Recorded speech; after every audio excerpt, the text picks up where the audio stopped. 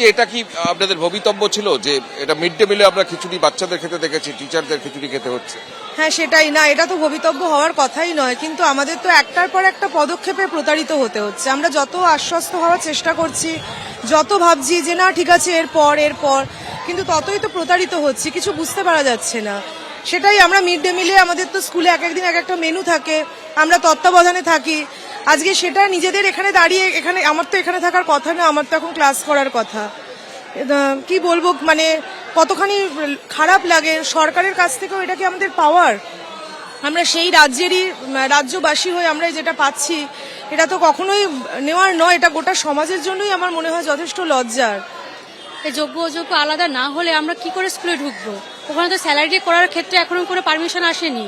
ওখানে DI office থেকে বলা হচ্ছে যতক্ষণ উপর থেকে নির্দেশ আসবে কাদের কাদের স্যালারি দেওয়া হবে, কাদের দেওয়া হবে না, ততদিন স্যালারি সবার বন্ধ আছে।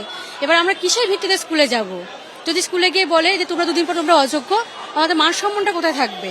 তো যতক্ষণ না আমাদের নামটা আমরা যোগ্য লিস্টে পাচ্ছি নির্দিষ্টভাবে, ততক্ষণ আমাকে স্কুলে যাচ্ছি না।